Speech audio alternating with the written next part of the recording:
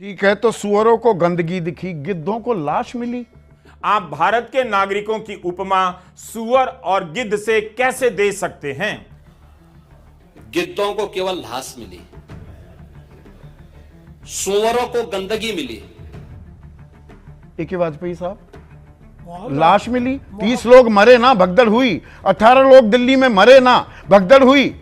इसके बारे में अगर सवाल पूछे जाएं, 18 घंटे लग गए सरकार को यह बताने में, जो हर घंटे पल पल अपडेट मिल रही है जी, 63 करोड़ हो गए, परसों तक 65 करोड़ हो जाएंगे। वहां 30 लोगों की गिनती करने में 18 घंटे लग गए।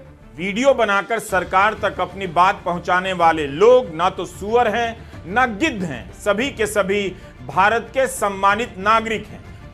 यहां पर गिद्ध कौन है? पूरी जन्मपत्री लेके आऊंगा मैं, और वो तो लानी पड़ेगी ना, देखिए ऐसे थोड़ा मान लेंगे। को उजागर करने वालों की तुलना मुख्यमंत्री योगी आदित्यनाथ सुअर और गिद्ध से करते हैं और प्रधानमंत्री मोदी नाम लेकर आलोचना भी नहीं करते हैं। आप विपक्ष की मेरा सवाल अभी भी बना हुआ है, गिद्ध कौन है? मैं ये कह रहा हूं, लाशें किसे मिली? मैं ये कह रहा हूं कि लाशें क्यों गिरी? आस्था को ठेस नहीं है, वहां पर इंतजाम नहीं करेंगे। बड़े बूढ़े हमारे बुजुर्ग जा रहे हैं, माता पिता जा रहे हैं, बहन भाई जा रहे हैं, हमारे रिश्तेदार जा रहे हैं, पैर तुड़वा रहे हैं, गोडे तुड़वा रहे हैं, वहां शौच का ढेर लगा हुआ है। आप भी समझ रहे ये अपमान नहीं है। हमारा तो यही कहना है कि ट्रंप के दरबार में भी चुप रह गए और भारत के नागरिकों को सुअर और गिद्ध कहे जाने पर भी प्रधानमंत्री नरेंद्र मोदी चुप रह गए। प्रधानमंत्री के ब्लॉग में योगी के सुअर और गिद्ध वाले बयान के जवाब का तड़का ढूंढने वाले मीडिया के चक्कर में आप मत पड़िए।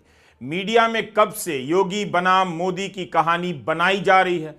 प्रधानमंत्री मोदी ने अपने ब्लॉग में जनरल सी माफी मांगी है, जैसे आप अपने घर में पूजा या शादी या सेमिनार के आयोजन के वक्त शुरुआत में ही या उसके बाद कमियों के लिए माफी मांग लेते हैं, वैसे ही इनकी माफी है। प्रधानमंत्री ने अपने ब्लॉग में भगदड़ का जिक्र तक नहीं किया, मौतों का जिक्र तक नहीं किया। मौनी अमावस्या के दिन 30 लोग मर गए।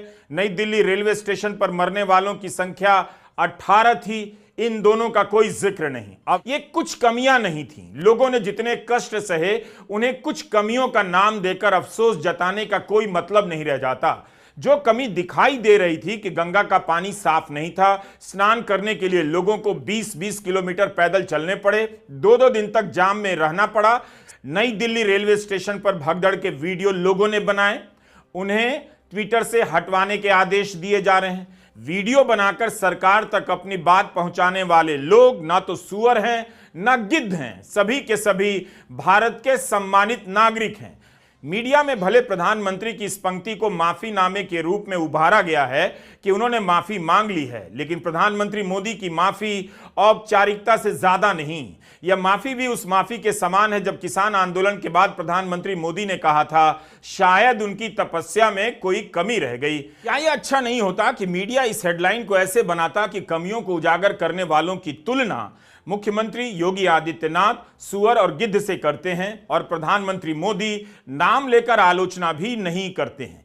1 महीने के भीतर 2 बार भगदड़ मची। नई दिल्ली रेलवे स्टेशन और कुंभ में आधिकारिक आंकड़ों के हिसाब से दोनों जगहों पर मिलाकर 48 लोग मरे। यह गिनती सरकार ने बताई, लेकिन मुख्यमंत्री योगी आदित्यनाथ कहते हैं कि गिद्धों को केवल लाश मिली। लाश तो सरकार को मिली थी, फिर उसके बाद उनके परिजनों को लाश मिली जिनका अंतिम संस्कार किया गया। क्या यह किसी मुख्यमंत्री की भाषा हो सकती थी? आज भी अभी तक बीजेपी से लेकर आरएसएस तक किसी भी बड़े नेता ने इस बयान की आलोचना नहीं की है। गिद्धों को केवल लाश मिली, सुअरों को गंदगी मिली। मुख्यमंत्री योगी आदित्यनाथ की यह भाषा है, वह भी विधानसभा के भीतर इस भाषा का इस्तेमाल किया गया। हो सकता है कि उनके समर्थक इस बात से खुश हों, लेकिन उन समर्थकों को याद करना चाहिए कि गंदगी सुअरों को नहीं मिलती है। गंदगी की बात करने वालों को आप सुअर नहीं कह सकते। यह खबर देख लीजिए, 2002 में इसी प्रयागराज के माघ मेला में कुछ संतों ने इसलिए स्नान करने से मना कर दिया था कि गंगा का पानी साफ नहीं था। दुर्वासा आश्रम के त्रिदंडी रंग रामानुचार्य, चैतन्य ब्रह्मचारी जी और स्वामी निश्चलानंद जी ने स्नान करने से मना कर दिया था। उस समय राजनाथ सिंह यूपी के मुख्यमंत्री थे और अटल बिहारी वाजपेयी भारत के प्रधानमंत्री। 2013 में भी कानपुर के साधु समाज ने गंगा की गंदगी गंदगी को लेकर प्रयागराज के माघ मेले में स्नान करने से मना कर दिया था, लेकिन राजनाथ सिंह ने गंदगी की बात करने वालों के बारे में इस तरह की बात नहीं की। मुख्यमंत्री योगी आदित्यनाथ उन लोगों को सुअर कह रहे हैं जिन्होंने गंदगी की बात की और मेले में गंदगी देखी। बाकायदा केंद्रीय प्रदूषण नियंत्रण बोर्ड की रिपोर्ट है, नेशनल ग्रीन ट्रिब्यूनल की टिप्पणी है कि 50 करोड़ लोगों को नाले के पानी में नहाने के लिए मजबूर किया गया। अब इनकी रिपोर्ट को लेकर गंगा की बात होनी ही थी। मुख्यमंत्री कह रहे हैं सुअरों को गंदगी मिली। कितने लोगों ने गंदगी की शिकायत की, शौचालय की शिकायत की? क्या उनकी शिकायतों की तुलना सुअरों से की जा सकती है? भगदड़ में मरे लोगों की संख्या की बात करने वालों को क्या गिद्ध कहा जा सकता है? जब यूपी की सरकार कुंभ के आयोजन का श्रेय ले रही है तो फिर उसे भगदड़ से लेकर जाम और गंदगी की जवाबदेही को भी विनम्रता से स्वीकार करना चाहिए था। क्या प्रधानमंत्री मोदी इसकी आलोचना नहीं कर सकते थे कि लोकतंत्र है, सबको कहने का अधिकार है? हमारा तो यही कहना है कि ट्रंप के दरबार में भी चुप रह गए और भारत के नागरिकों को सुअर और गिद्ध कहे जाने पर भी प्रधानमंत्री नरेंद्र मोदी चुप रह गए। नाम लेकर अफसोस जताते तब लगता कि वाकई अफसोस जता रहे हैं, क्षमा प्रार्थी हैं। कुंभ की समाप्ति पर मुख्यमंत्री योगी आदित्यनाथ संगम घाट पर सफाई कर रहे हैं। कुंभ का आयोजन होता ही मुश्किल है, सभी जानते हैं, लेकिन कमियों को उजागर करने से आयोजन में सुधार भी होता है। जिस तरह के दावे किए गए थे उसे लोगों ने सही नहीं पाया था, लोगों ने इसकी परवाह नहीं की, ये और बात है। इसके बाद भी लोग आए, अच्छी बात है, लेकिन सरकार को अपनी बात करनी चाहिए। इसके बजाय उन्हें गिद्ध और सुअर कहा जाए, यह कहां की संस्कृति है? सर, ये लाशों के आंकड़े पे तेरा वाला मेरा वाला, ये लोग कितने चोटिल होते होंगे समझिए सर। सांसदों के साथ साथ लोगों ने समस्याओं को उजागर किया, बड़ा काम किया।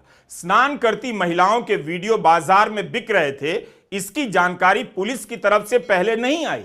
सोशल मीडिया पर लोगों ने लिखना शुरू किया कि ऐसा हो रहा है। वो कुंभ को बदनाम नहीं कर रहे थे, बल्कि कुंभ की गरिमा की रक्षा कर रहे थे। लोगों के हल्ला करने के बाद पुलिस ने तुरंत मामले की जांच की और 3 लोगों को गिरफ्तार भी किया। कुंभ समाप्त हुआ, करोड़ों लोगों ने स्नान किया और करोड़ों लोग नहीं भी जा सके। अच्छा हुआ जो नहीं गए, उन्हें प्रधानमंत्री मोदी ने भला बुरा नहीं कहा, बल्कि यही कहा कि इस महाकुंभ में जो प्रयाग नहीं पहुंच पाए वो भी इस आयोजन में भाव विभोर होकर जुड़े, वरना व्हाट्सएप यूनिवर्सिटी में इसकी भी गिनती की जा रही है कौन कौन नहीं गया।